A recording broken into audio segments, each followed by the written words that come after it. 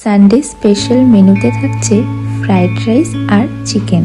Fried রাইসটা করেছিলাম আমি আর চিকেনটা করেছিল আমার হাজবেন্ড। কড়াইয়ে কিছুটা পরিমাণ তেল ও ঘি গরম করে তাতে প্রথমেই দিয়ে দিলাম তেজপাতা, তারপর একে একে কাজু ও কিশমিশটাকে দিয়ে ভালো করে ভেজে নিলাম।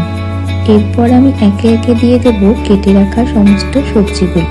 অন্যদিকে কিছুটা পরিমাণ গোটা মশলা গুঁড়ো করে রাখতে হবে, যেমন লবঙ্গ, গোলমরিচ, দারচিনি ও এলাচ। সবজিগুলো ভাজার সময় পরিমাণ মতো নুন দিয়ে দিতে হবে।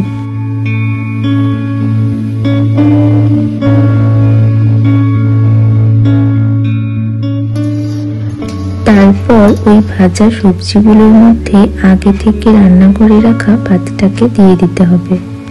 এরপর দিয়ে দিতে হবে পরিমাণ মতো চিনি। সবশেষে উপর দিয়ে গুঁড়ো মশলা ছড়িয়ে একটু নাড়াচাড়া করে নামিয়ে নিলেই তৈরি হয়ে গেল ফ্রাইড রাইস। এবার চলো চিকেন রেসিপিটা দেখাই। প্রথমেই চিকেনের আলুগুলো ভালো করে গরম তেলে ভাজা হলো। এরপর ওই তেলেই কিছুটা বাটার, তারপর কিছু গোটা মশলা আর ওই তেজপাতা দিয়ে ভেজে নেওয়া হলো। এরপর দিয়ে দিতে হবে পেঁয়াজ, তারপর টমেটো। কিছুক্ষণ ভাজা হয়ে গেলে তারপর তার মধ্যে দিয়ে দিতে হবে আগে থেকে ম্যারিনেট করে রাখা মাংসটা।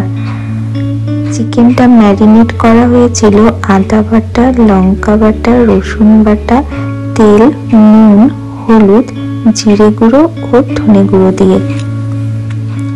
অল্প অল্প জল দিয়ে বারবার কষিয়ে নেওয়া হচ্ছিল, আর চিকেনটা সেদ্ধ হয়েছে কিনা সেটাও ভালো করে দেখা হচ্ছিল। ফ্লেভারের জন্য একটু টমেটো সস অ্যাড করা হয়েছিল আর সবশেষে গরম মশলা। বেশ ভালোই হয়েছিল। যাই হোক, ভিডিওটি ভালো লাগলে লাইক করো।